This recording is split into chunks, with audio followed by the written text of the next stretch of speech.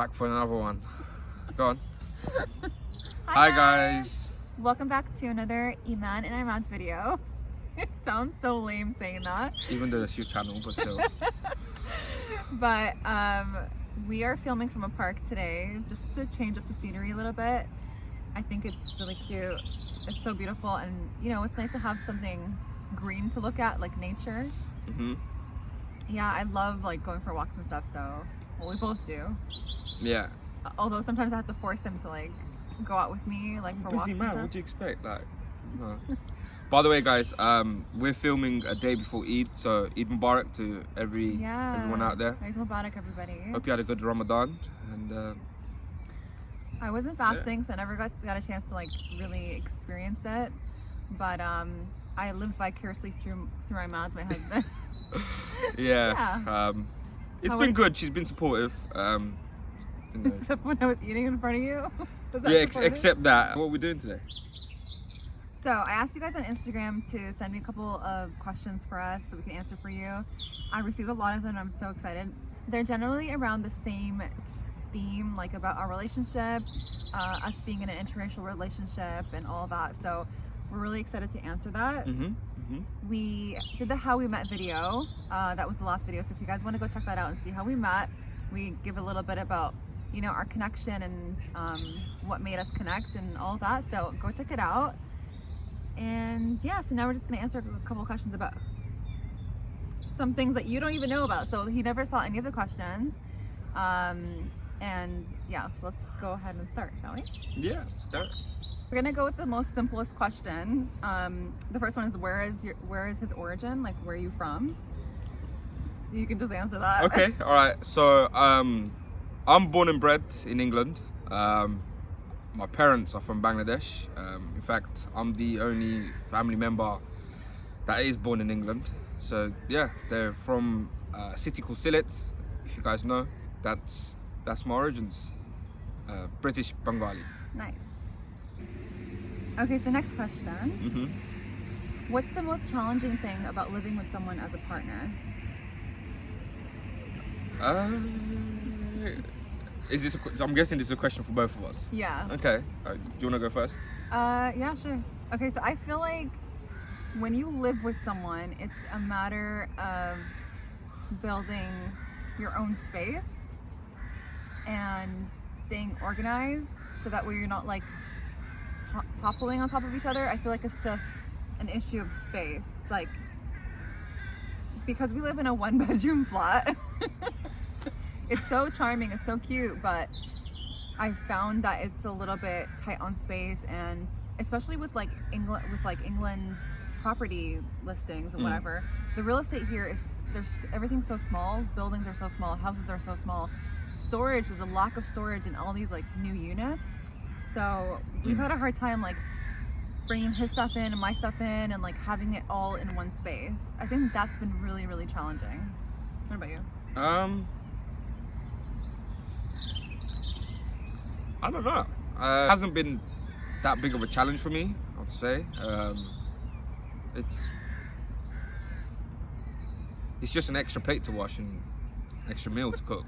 It's like, but other than that, it hasn't been that big of a challenge for me. Like, it's just all about, you know, yeah, you do have to like think ahead.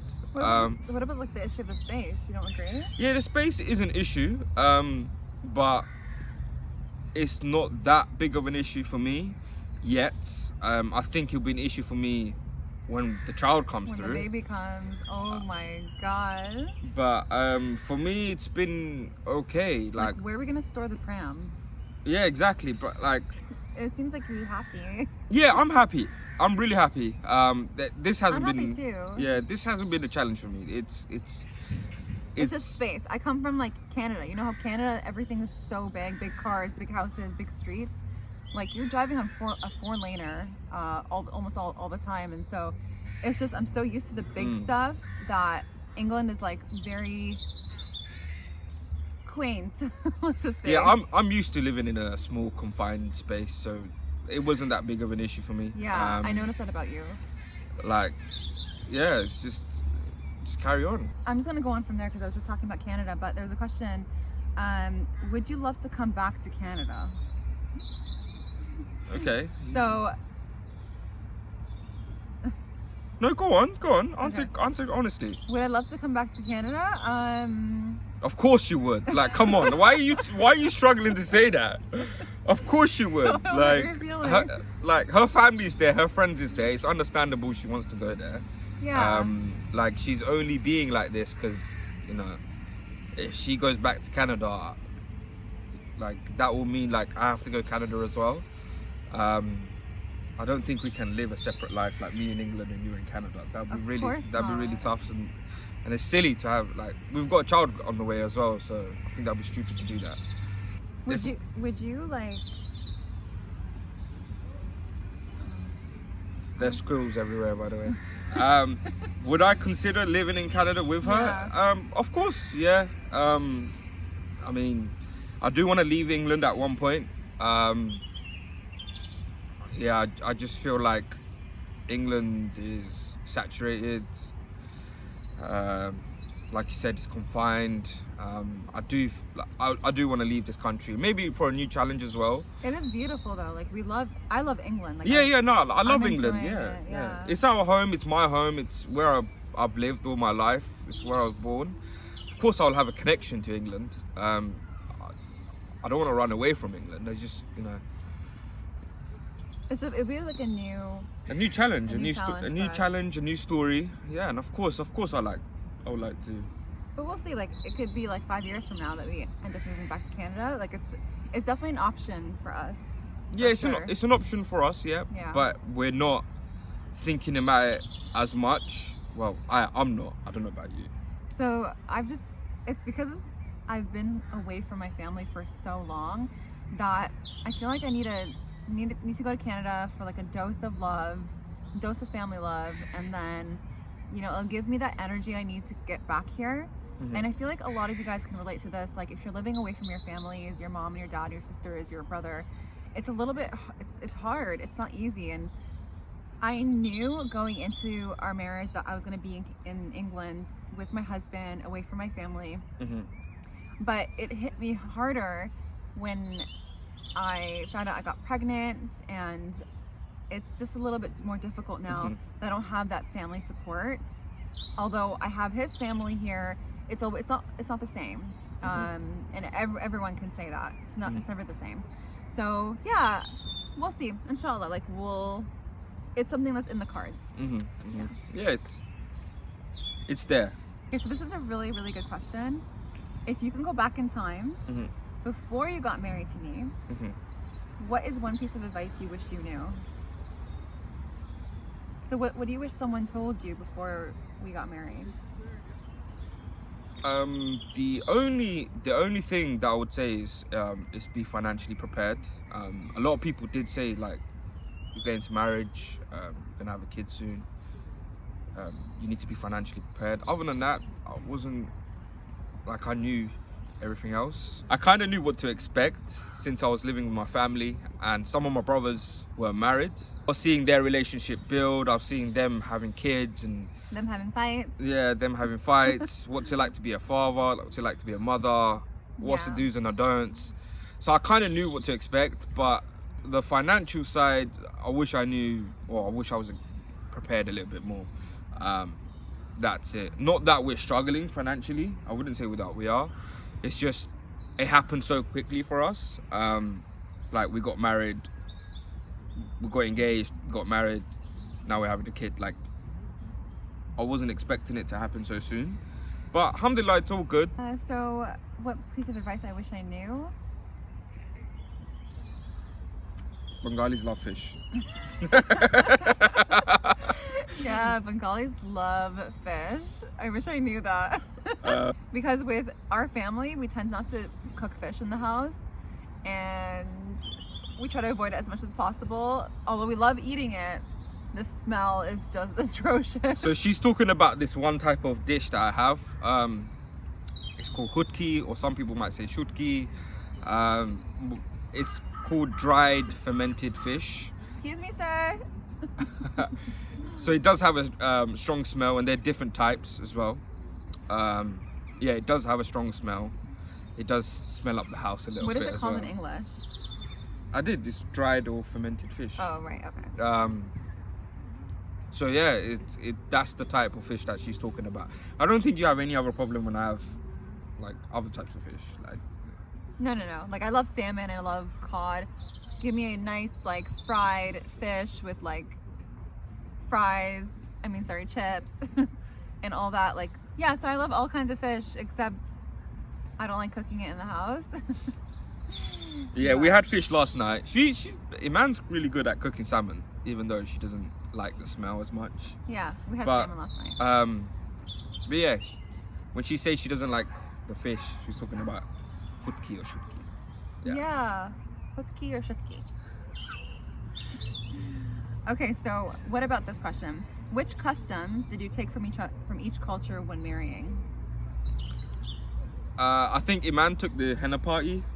Yeah, so in the Lebanese culture, we don't really have a henna party. It's not something we do. I know that in the Afghan culture, it's very normal.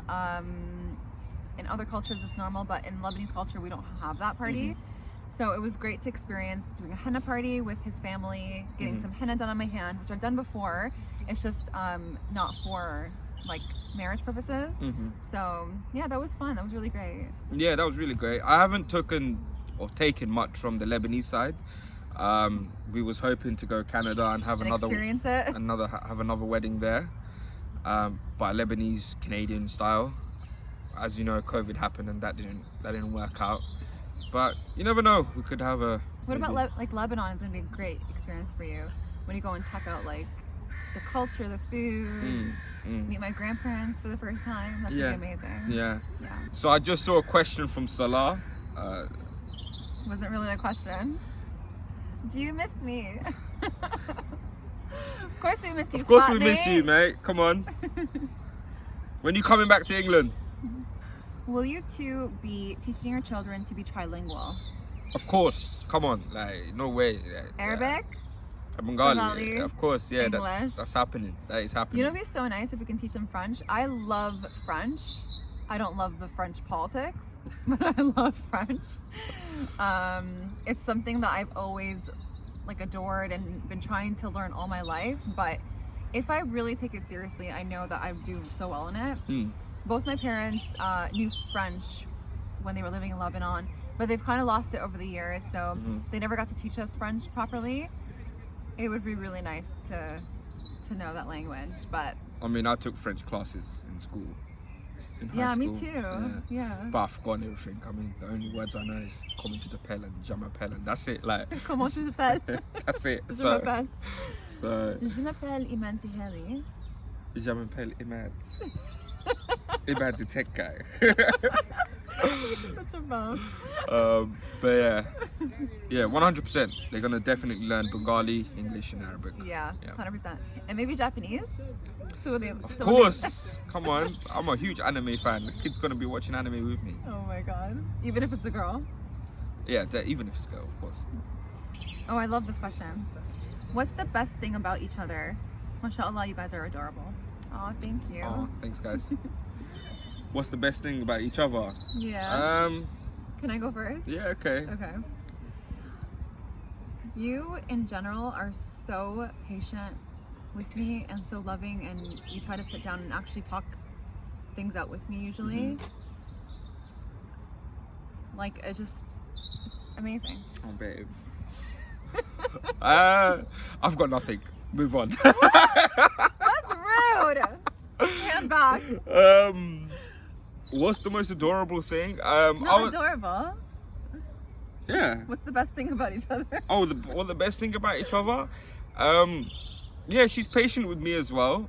Especially when I'm, there's times where I would say I want to play COD, and when I play COD, I'm on it for hours, or play PlayStation, I'm on it for hours, and she's patient with me and she lets me play, so I'll give it that. And of course, when it comes to football, she knows like I'm passionate with my football, Love soccer. with my soccer, like Soccer. football, by the way. Okay. I'm trying to change. I'm trying to make a change. But I mean, anyway, you know what? I'm gonna give you that one because football makes more sense than soccer. Like, where did the word soccer come from? Like you're hitting the ball with your foot, so I totally understand. Yeah, why it's called football. It's football. So yeah, I get quite passionate when my team's playing, which is Manchester United, by the way. Come on. Oh God. Come on. Here we go. So the next question is, what's the age gap between you guys? It's about 2.5 years between us. What's the best way to find a husband? I think I should answer this question. Yeah. The best way to find a husband is to love yourself, be yourself, and know your value and your worth.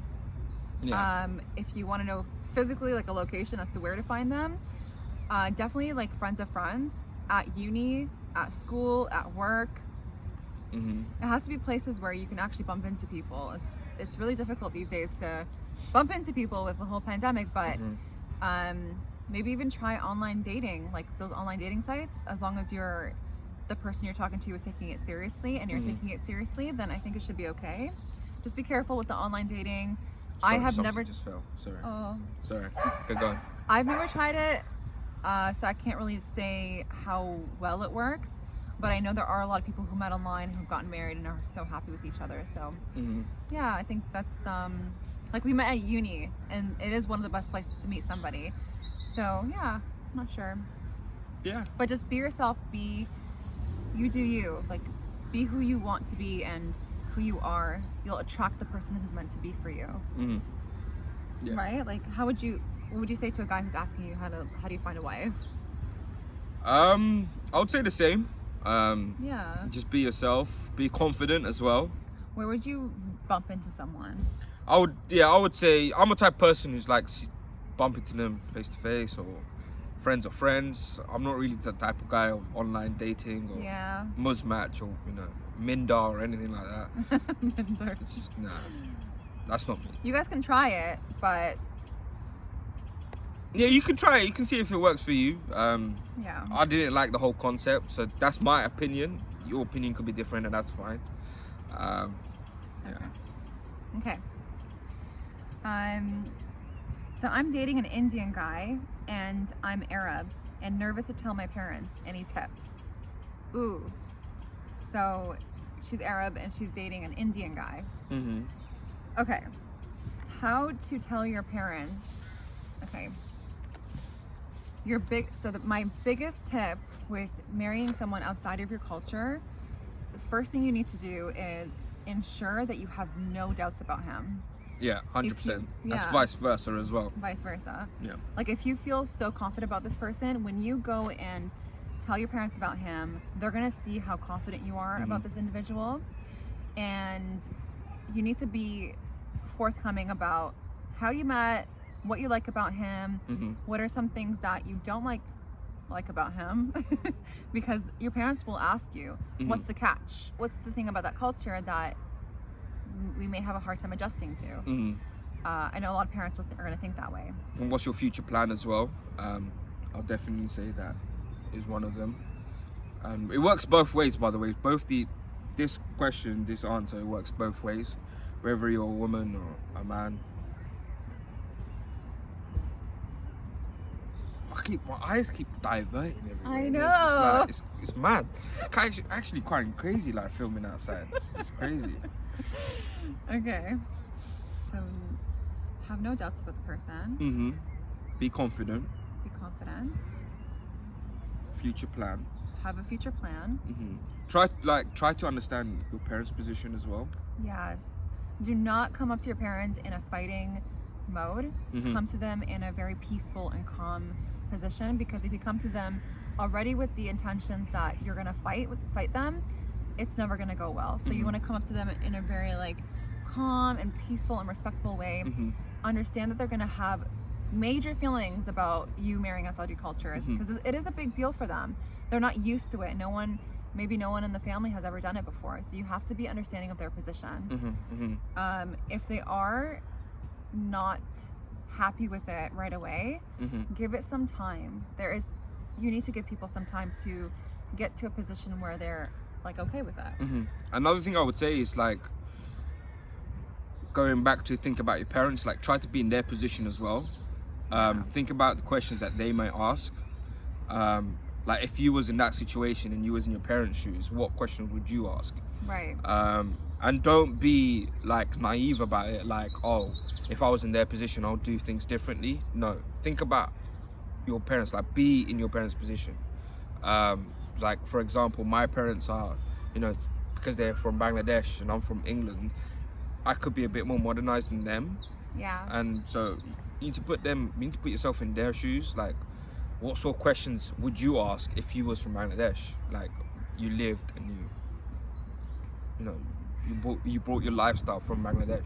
Yeah. So understand that. Yeah. So yeah, that's really important as well. Yeah. What else? Just make sure that you're prepared. Like, they will try to throw you off. They will try to, like, you know, make you feel Like little. you're making the wrong decision. Yeah, make you feel like the wrong decision. But if you have the answers, you need to have the answers. If you don't have the answers, that's it. Doubts are gonna creep in. Yeah. Their doubts are gonna creep in. They're gonna feel like she doesn't know what they're doing, or he doesn't know what he's doing. So don't make them think that. So always be prepared. There's no such thing as being over prepared. You'd rather be over prepared than be under prepared. 100%. So definitely Yeah. cover all aspects. Cool. I think that's it. We can move on to the next question. So this one's like related to the question. Were you nervous about telling your parents about your interracial relationship? 100%. 100%. Of course. It's so normal Yeah. to feel nervous about telling your family about something that's never been done, or like it's just something that's very different for them. You know? Yeah, and of course, like I was the first one in my generation or my family, even in my cousins, to marry outside the culture. So it was quite difficult for me, but you just need to be brave. Yeah. Take the leap of faith. It's worth it, I promise. Yeah. How was it adjusting to moving in post-marriage? So it's kind of the same question as we had earlier. Should we just skip that? Yeah. How did you both know that the other was the one? She put the one. We kind of answered it in the How We Met video. Yeah, we can't. Yeah, we did. We did. Kind of. We talked about how there was a certain day that we connected with the other person, but how did we know that? Like, how did you know I was the one after that? I think it's just through the patience. She has a lot of patience with me, and I have a lot of patience for you as well. We've been with each other through tough times during our relationship as well. Like, I've had some really rough times, especially with my education. At one point, I thought I was going to fail my education. She supported me. But yeah, it's just... And I was having like a nervous breakdown when I was studying law. Yeah. And his support through that time really helped me feel like I'm making the right decision about him. We knew we was right for each other. I'm going to answer this for both of us. Okay.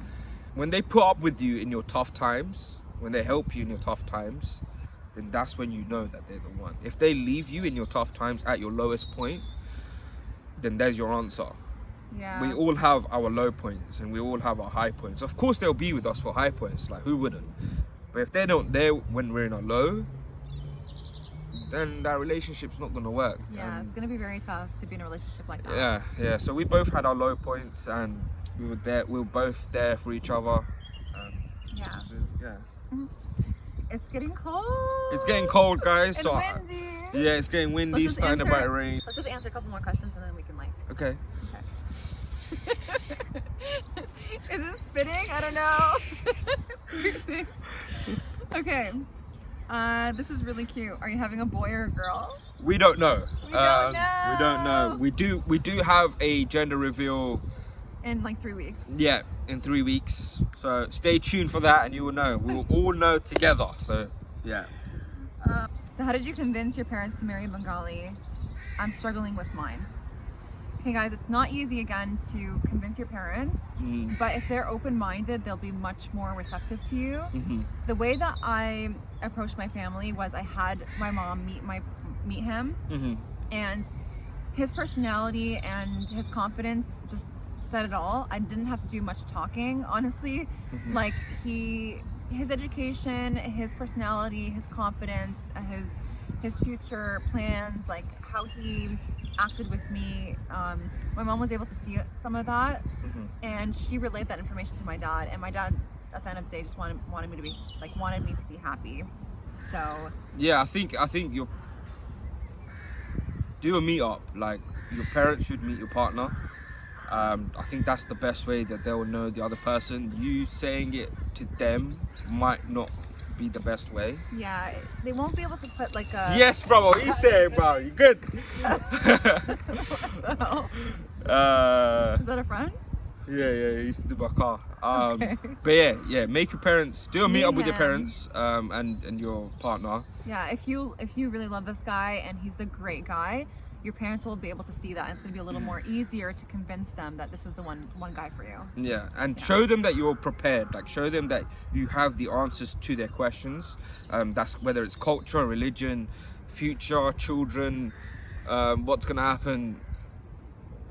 I don't know who's gonna do the cooking, for example. I know silly questions. yeah. Like think about stupid questions and think about great questions. Like I got told, oh, you're not marrying a Bangladeshi wife. Who's gonna do the cleaning? Who's gonna do the cooking? Who's gonna do this? Who's gonna do that? Like. But guess what, guys? In this day and age, it's mostly like 50-50. Sometimes it's not. Sometimes it's a little bit more than the other. But everyone has their. What? You're pregnant, so it's okay. It's alright. I'm pregnant, so I don't have to do anything.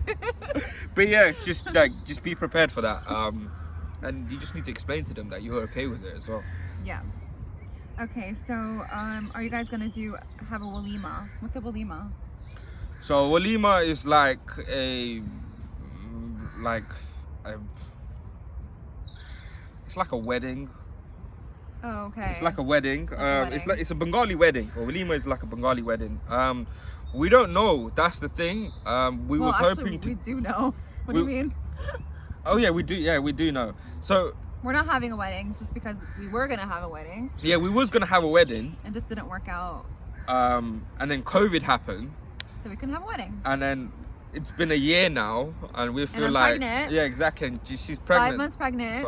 So we might. We're just gonna Excuse me. Go on. So we're just going to, have a 1-year anniversary or. Yeah. Yeah, we're not like. It's been too long now, so. We just want to travel. Yeah, we want to travel. Forget all these parties. I'd rather travel. Yeah, we even at the beginning, even pre-COVID, we wasn't thinking about having a big wedding. We were just thinking about having a small wedding. Yeah. And tried to save up money for the house. We both agreed on that.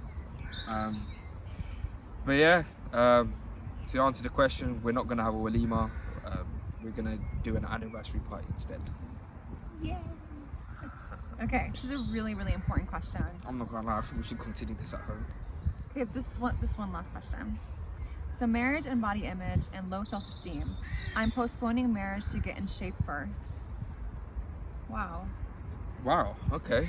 I mean, is it because you were at your best and when you decided to get married you had gained a little bit of, love fat, love weight? I think don't postpone it for too long. Yeah, if you're what I would suggest is some people take 3, 4, 5, 6 months to plan a wedding. Use that time to work on yourself or to get healthy. Yeah, to get healthy, and I think 6 months is plenty of time. Do not sit there and lose weight and become skinny and all that stuff. Be fit and be happy and healthy. Eat as much as you can, but still, work out at home for 20 minutes. But I think your guy will love you regardless. Yeah, of course. If your partner will love you regardless of what your weight or size is. To me anyway, I'll always love you. So yeah, don't be ashamed of or don't feel like, oh, you're doing it because your partner's gonna think like that. If you're gonna do it, then do it for yourself. Guess what? I was so much thinner when I first met him. Yeah, same as me. We were both really, really, really Yeah. healthy. And before we got married, I was at a heavier weight, and now with pregnancy, I'm now gaining even more weight. So don't postpone a wedding just because you feel like the other person's gonna dump you or not gonna marry to you because of your weight. You gained a little bit of love weight. No, don't do that. He should love you regardless. Yeah. But if it's something that's really important to you and you want to look your best in your wedding dress, has nothing to do with anyone else but yourself.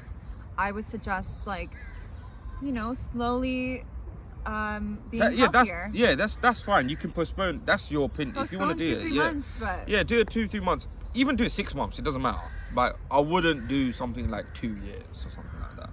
Yeah. What's your daily routine? All right, so for me, it's using a planner or an agenda to kind of write out my day, like how it's gonna look like.